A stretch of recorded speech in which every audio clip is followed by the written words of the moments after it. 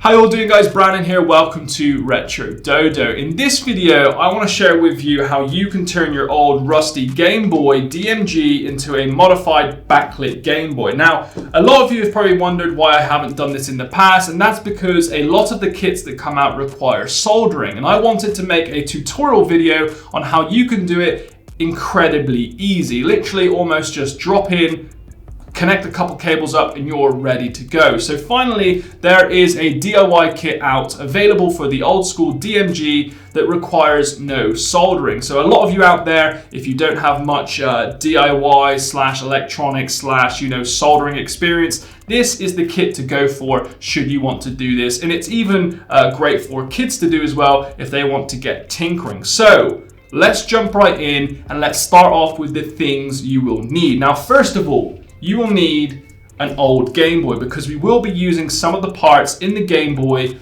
as a replacement in our new modified Game Boy. And the only part you really need working is the back part. So you'll see once you take the Game Boy apart, all you need really is clean and working is the back part with the battery compartment. If you've got a Game Boy with a broken screen, that is no problem at all. You can still use it. And that's what a lot of people out there, I think, will be interested in this video because a lot of us have a broken old Game Boy. And if the screen's broken, you can still use your old Game Boy in the modified one. So first of all, you will need a Game Boy. If you want to pick one up on eBay, you can, but that will add to the price. Next, you will need a custom shell. I have a full white one here because I want to create a full white Game Boy. And this shell only cost me $10. So you can find shells across the web on eBay. You can get them online. There's a ton of Instagram accounts that sell shells. For example, Game Boy Shack has hooked me up with a lot of this. So if you're interested in shells, look at Game Boy Shack on Instagram and he'll hook you up with a few shells and buttons. So here is what you'll need. First of all, the shell, which will cost you $10. Now, the biggest and most expensive compartment is this, and this might look a little, a little clustered for most of you, but this is the DIY drop-in backlit IPS Display Kit. A long title, I know, but this is your most expensive part. This will cost around about $50 to $60. Now, this basically gives you the front-facing motherboard here. So this is the motherboard it comes with. Originally, you'd have to solder the speaker on, but because this is a DIY kit, they actually do that for you. So if you're interested, there are links below, and this will give you an already soldered kit ready to drop in. So that is your front motherboard there, and this kit comes with your chip and your display. Now this display does look a little longer than usual, but trust me, with a bit of clipping of the shell, it will fit. It also comes with a tray holder for the display and your ribbon cable. So that is the kit that you'll be buying, and that is the kit that makes this video so easy. So that's the second thing you need to buy. You'll also need silicone pads. These are the things that go behind your buttons to touch the motherboard. You'll also need your buttons, which you can choose whatever color you want. And you will also need a display. Game Boy Shack has hooked me up with a glass one. I highly advise going for a glass display. Now, all of these bits combined, the buttons, the silicone pads, and the display here will cost you around about $12 to $15. So not expensive at all. And you can choose different colors and, variants to fit your needs. So whatever custom Game Boy you want to make, you can do so. So let's start. You will also need a toolkit. You will need a tri-wing and a Phillips screwdriver. So I have this on eBay, which cost me like £10, and this comes with a whole bunch of screws in that. So grab your cup of coffee, let's jump right in, and here is how to modify your old school Game Boy. The first step is to take apart your old Game Boy DMG, and this is quite easy using your tri-wing screwdriver. You can get into the back. You will need to take off the battery pack here, the battery cover, and take out 6 of the back screws to get into the back of your Game Boy. So let's do this now.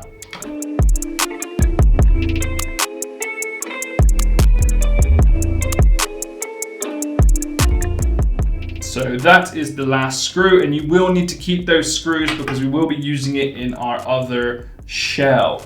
Now, when you take this apart, you will see the ribbon cable there. Don't know if you can see that. That will need to come off, and it's quite simple. But what we're going to do is take off the shell and take it from the front. So what we're going to do is flip this over like so and take off the back compartment here. You will see that it's a little rusty and possibly a little dirty, but if it's working, it's fine. You can clean it with a cotton bud, etc., and a bit of alcohol should you want to do that. So let's take that off using the Phillips screw. Good thing with the old DMG Game Boy is that all the screws required to be taken out are very, very obvious. You're not going to get mixed up at all, really. That should pop off like so, and then you can just get rid of your back shell there. Now we will need to take off the face so we can remove the ribbon cable.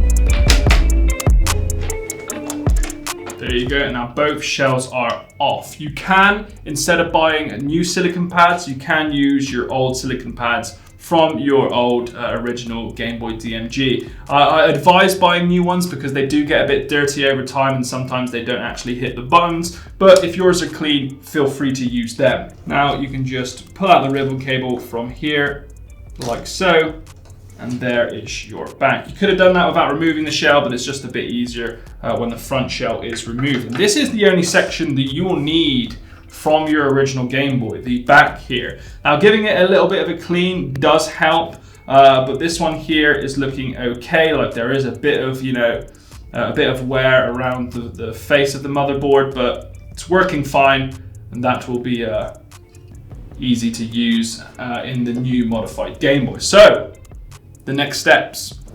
Okay, in the next part, because this is a different display and is slightly longer, you will need to do some trimming of the shell. Now on the front shell, the only things you will need to trim are these. The top two screw ports and one of the little 3 lines at the top here that holds your infrared sensor. Is it your infrared sensor? Your on and off button, sorry. This one up here. Now to do that, you can use sandpaper, or you can use a trusty little tool here. Now this is not the best way to do it. I should have like some clippers, but I have lost them. So all that you need to remove is these two here and the first little line up here.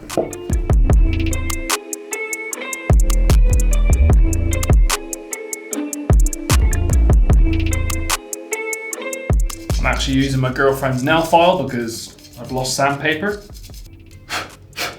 Okay, so once your face shell has been trimmed down, you can put that aside, and the last thing you will need to trim, you won't actually need to trim it, you will need to just use a little bit of sandpaper or a nail file to get rid of this little section on the contrast button. So once your back shell has been sanded down under the contrast button, you are ready to start the next steps. Now this is when things start getting, fun, I guess, because everything starts coming together. Now, the next thing we'll need to do is start prepping our front shell. Now this is quite easy to do, and this is the fun part because this is where you start getting your DIY mod kit. Now the first step you will need is your display tray. Now this comes with the DIY kit, and this will just slot over your 4 raised slots here, and that will need to go down face first, and you'll see the little tray that will be able to hold your display in. These just slot in. This has been 3D printed just for this display, so it should fit nice and snug like so. Look at that. Bang, and that's the reason you need to sand down that port, because this tray wouldn't have gone in flush with the faceplate. And it should look like that. Now you're ready to put in your display, but before you do that, you will need to get across your little chip here, and this chip slides into this ribbon cable here like so, and it will fold round. So you can put it down face like this and just slot it in. It's very easy. This little flap opens on here that you probably can't see, and you just slot in your cable. So we're going to remove this here, and because you sanded down this one of the lines up here, this display will actually be able to fit. Take that off, place it in, touch it to the top of your Game Boy shell like so, and it will slot in like that perfectly. So once your display is in, you will see slightly that it does move around a little bit, but because the DIY kit is so great, it comes with a couple of stickers here that allows you to stick it down. So all you gotta do is kind of stick it to the shell and that will keep it in place from moving about. I advise using 2 strips and measuring them out before you go, and then just cutting it like so.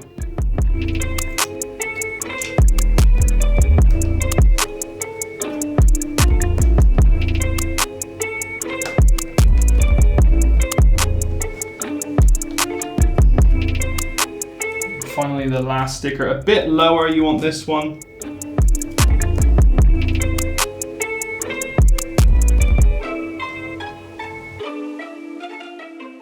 Once your display is taped in, this is the fun part. You get to add in your buttons and your silicon pads. So first of all, you will obviously need to add in your buttons. And your buttons is it's quite easy to do. Just don't forget your on and off button up the top as well. Now, these are quite easy to place in because, the D-pad, you can't really get around the wrong way. And the A, B buttons, you will see little slots that allow you to just drop it in like so, without any problems.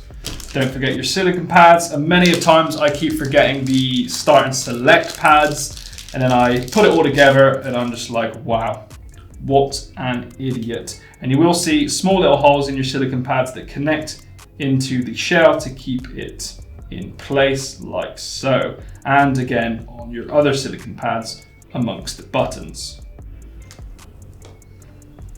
Give them a little push, let them know they're there. And that should keep your buttons in place and safe. Now, this is where you get your motherboard. And because it's already pre-soldered, you don't need to solder in the speaker. Now, you will need to pull this over here so the ribbon cable at the top is showing, and then you slot in the motherboard onto the 4 holes that you also slotted in your 3D printed display holder in like so.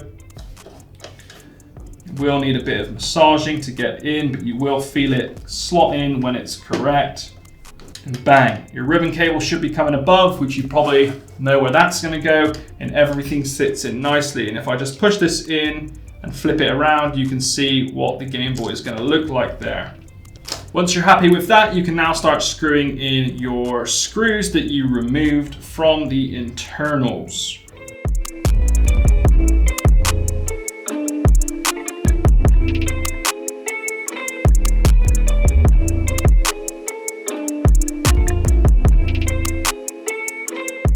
There you go. Now, that is basically your front plate done. Now the next step is to add on the old motherboard to the back. So you got your old motherboard just here, and this will simply slot in to the back of your Game Boy. But I always forget to add in the on and off switch. So the best time to do that is now. So add your on and off switch, it's quite easy. You just line it up and it should slot in like that. Bang. And then you can start screwing in the back of your Game Boy. And this is quite easy. There should only be 4 screws for this one. So get your screws, start with the headphone jack at the bottom, and there should be 2 more on the main motherboard.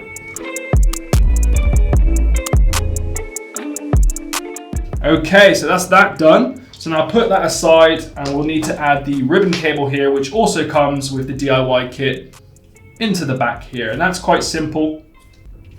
You just add the pins inside here, and you'll see it when it slots in because it moves a couple of millimeters like that. You will need to push that in with a bit of force, but just make sure you're not pushing from back here or you will snap it. Push as close to the head as you can, and that will slot in. Because it's a new motherboard, you will need to be a bit forceful with that.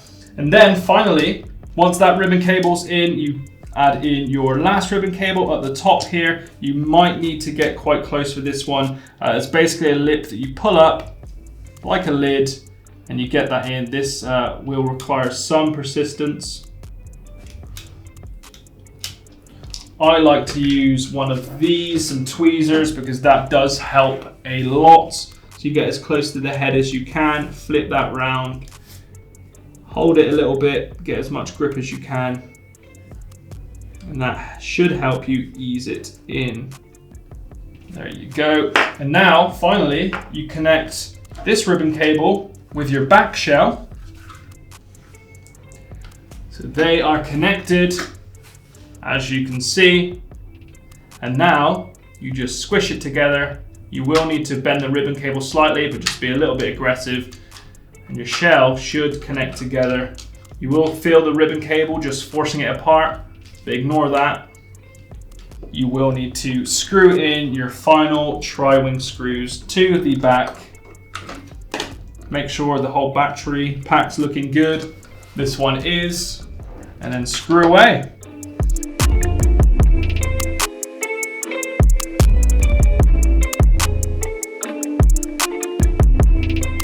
Now, bang, there she is. Oh, looking good, looking crispy. Now what I'm gonna do is there is some dust on the screen, so I'm gonna get rid of that with a microfiber cloth quickly. What I do advise is using some, like an air canister or something to remove the dust. There's still a bit on there. And now, you can finally add on your display. Now, it's basically just a big sticker, to be honest with you.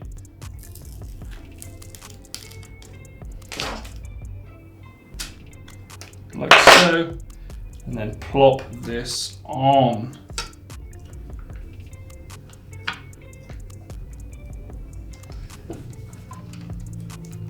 Stick that down. Oh, and it's looking good now, isn't it? Oh my Lord. Buttons are all working fine. On and off switch looking good. Peel this off. Ooh.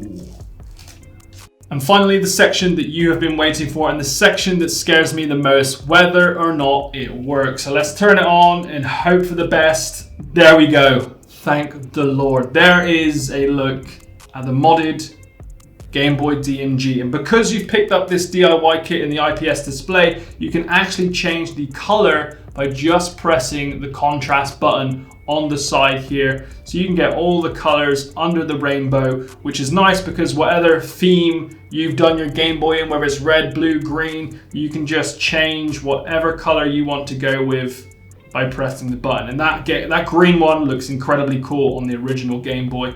I'm gonna go with white for this. Just look at it. What a nice DIY kit that's easy to do, easy to assemble, and a bunch of fun customizing your Game Boy.